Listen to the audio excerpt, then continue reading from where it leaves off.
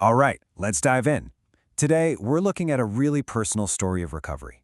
This isn't something from a textbook. It's about a real journey. A journey back from burnout, from addiction, and from that heavy silence that can build up around our biggest struggles.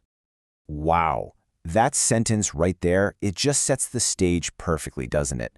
For the person telling this story, alcohol wasn't really about the party. It was a tool, a desperate search for quiet in a noisy world. But, as they'd find out, the real problem wasn't the bridge. It was the incredibly high price you had to pay to cross it. So from the outside, everything looked, well, perfect. We're talking about a successful banker, climbing that corporate ladder in a super high-pressure environment. It was a life built on ambition and deadlines, a suit that looked like it fit just right. But this is where you see the huge disconnect at the heart of the story. Publicly, promotions, bonuses, a high-functioning pro who had it all together. The private reality, though, a totally different world. A constant fight with what they called the fraud police, that crippling imposter syndrome, and this overwhelming need to just numb any feeling that didn't fit that perfect corporate image. This metaphor just nails it. That short-term quiet you get from numbing yourself, it's not free. It's a loan you take out against your own well-being. And eventually, that loan comes due. And the interest is absolutely brutal. So how did that interest show up? Well, the very thing that was supposed to be holding it all together started making everything fall apart. The successful facade, it started to crack. And it was like a cascade effect, First, sleep just vanished. They describe it as the body finally filing a formal complaint. Then, of course, work performance started to suffer. Memory began to fail on these small but really important things. And all of it just fed this deepening isolation, putting a huge strain on the most important relationships in their life. And underneath all of that was this incredibly powerful force, shame. The story calls it a stealth architect, which is such a vivid way to put it. It builds these dark, silent rooms inside of you. Shame is what keeps the secret locked away, which only makes the problem heavier and so much harder to face. Then came the turning point. And you might think it would be some big, dramatic moment, but it wasn't. It was quiet. It was a routine health check at work. A doctor listened, didn't pass judgment, and just provided a referral. It was this factual, final announcement that, okay, it's time for a change. Now, this is so important. How the diagnosis was framed. It wasn't treated like some life sentence. Instead, terms like depression and alcohol use disorder were presented as coordinates on a map. They didn't define the person. They were simply a starting point for the journey back home. These were the psychologist's words. Just imagine the relief of hearing that. The secret is heavier than the story.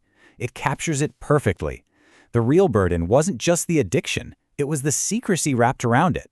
Putting that story on the table was the very first step to lightening that impossible load. But telling the story, as huge as that is, was really just the beginning of the rebuild. The path forward, as the story makes really clear, it wasn't a straight line. There was a first attempt, a really painful relapse, and then a second, more honest go at building a new life from the ground up. After hitting a new low, these words came from a nurse in a hospital. You are not the sum of your worst calculations. What a profound moment of grace. That right there marked the start of the real long-term rebuild.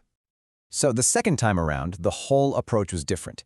Instead of just relying on pure willpower, it was about building an entire toolkit, a kind of scaffolding for a new life.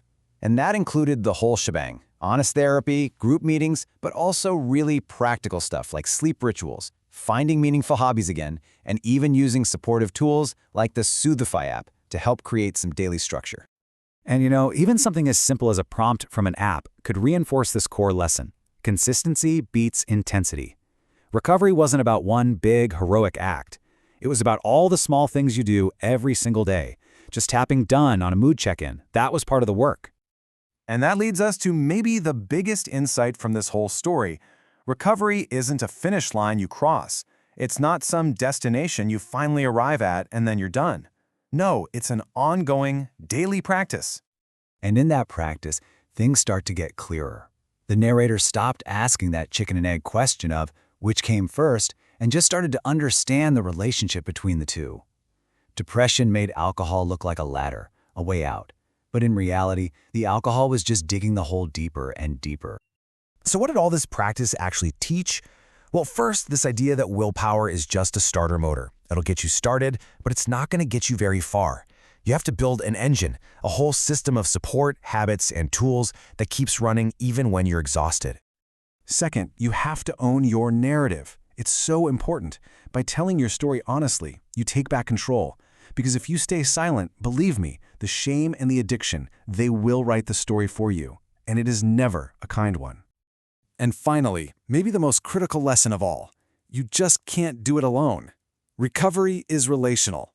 There are going to be days when you have zero hope for yourself.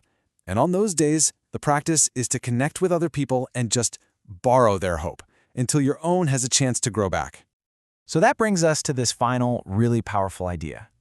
This story completely reframes recovery. It's not a destination, it's a practice. It's not about being perfect, it's just about consistently showing up. So we'll leave you with this question to think about. For whatever challenges are going on in your own life, what would it mean to stop trying to be perfect and just practice?